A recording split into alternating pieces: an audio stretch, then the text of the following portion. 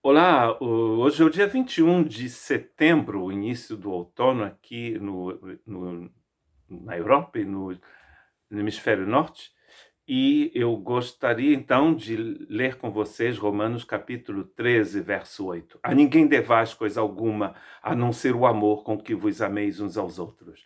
A ninguém devais coisa alguma, a não ser o amor com que vos ameis uns aos outros. Coisa interessante.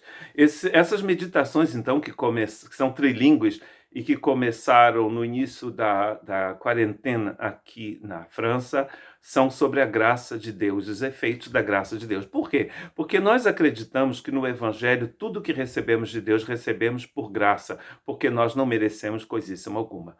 E aqui, nesta parte de Romanos, estamos na parte prática. Você recebeu tudo que você precisa da parte de Deus, e Deus te vai então te encorajar aqui através do seu apóstolo e do Espírito Santo a porque você coloca em prática aquilo que você recebeu. Paulo vai falar de dívida nessa carta dele à igreja de Roma 3 outras vezes aqui. A primeira vez no capítulo 1, verso 14 e o verso 15. Eu sou devedor tanto a gregos como a bárbaros, tanto a sábios como a ignorantes. E assim quanto está em mim, estou pronto para também vos anunciar o evangelho, a vós que estáis em Roma. Na época do Paulo, se você não fosse grego ou romano, você era um bárbaro, você era uma pessoa que não era a civilizada, era um ignorante. E ele está dizendo aqui, nada politicamente correto, né? Ele está dizendo aqui que ele tem uma dívida, e essa dívida dele é de pregar o evangelho tanto a judeu, a grego, a civilizado, a ignorante, a todo mundo. Por quê? Porque ele, nesse primeiro capítulo, ele está explicando para a gente o que é o Evangelho. E no início do capítulo 1, ele diz que o Evangelho consiste na pessoa de Cristo Jesus. Ele fala da pessoa de Cristo Jesus. Filho de Deus, declarado Filho de Deus pela ressurreição dentre os mortos, e humano segundo o fato de que ele era descendente de Davi. E é neste capítulo 1 também que ele explica que é no Evangelho que a gente entende o que é a justiça de Deus. Essa fação que Deus tem, essa forma que Deus tem de ver as coisas, de falar, de andar, de existir. Deus existe em justiça. E é no Evangelho que nós conhecemos, então, a justiça de Deus. Então, isso é uma dívida que ele tem. A outra dívida que Paulo menciona aqui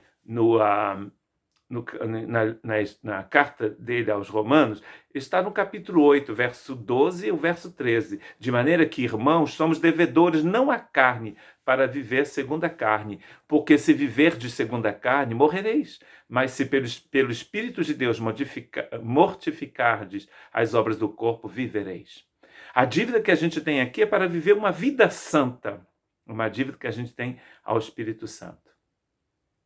A penúltima, então, é aquela que a gente já viu, que está escrita no capítulo 13, verso 6. Por esta razão também pagais impostos. E aqui, então, a dívida que a gente tem é uma dívida para com o Estado. E segundo o país em que você vive, o reino que você vive, você paga impostos abomináveis. Em outros países é mais interessante, porque eles utilizam o dinheiro do imposto para a educação, para a cultura, para a saúde. Mas é uma dívida que você tem. Então, a primeira é a dívida de anunciar o Evangelho. A segunda é que você tem aquela dívida ao Espírito Santo de viver uma vida santa. A terceira é aquela que você tem em relação ao Estado. Todas essas vão desaparecer quando você morrer. Quando você morrer, você não vai precisar mais anunciar o Evangelho. Você não vai ter nenhum problema com a carne, porque a carne vai morrer com esse corpo que você tem. De onde vêm os desejos, né, ruins. Você não vai precisar mais pagar seu imposto, porque morto não paga imposto. Porém, há uma dívida que você sempre terá, e é a dívida de amar com HP o seu irmão, a sua irmã. É o que ele diz aqui: a ninguém deveis coisa alguma, a não ser o amor. Você talvez diga um dia: eu já amei essa pessoa durante 30 anos, paguei a minha dívida, não preciso mais amar. Como dizem os cariocas, é ruim, hein? Você vai continuar pagando. Em 1 Coríntios, capítulo 13, que nós chamamos do capítulo do HP, o capítulo do amor de Deus, está escrito que mesmo a fé e a esperança um dia terminarão. Você tem esperança no dia em que você chegar no céu, que você estiver na pátria celeste, nas mansões celestiais, na casa do Senhor, a esperança que você tinha de chegar lá já se cumpriu, então você não precisa mais dessa esperança. A fé que você tinha para transportar montanhas, você não vai precisar mais, você já chegou lá. A montanha já foi transportada. Agora, o texto nos diz, de 1 Coríntios, capítulo 13, que o amor é eterno.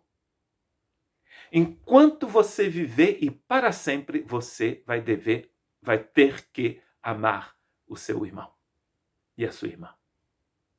É para sempre. Então, a ninguém você deve dever, a não ser o amor. O amor é uma dívida eterna. É uma dívida para hoje e uma dívida para sempre. Nunca vai terminar. O que vai te unir a uma outra pessoa na eternidade, uma pessoa completamente diferente de você, é esse amor de Deus. Inclusive, Deus, está escrito em 1 João, Deus é amor. Que Deus possa nos ajudar, nos abençoar, para que possamos nos amar uns aos outros.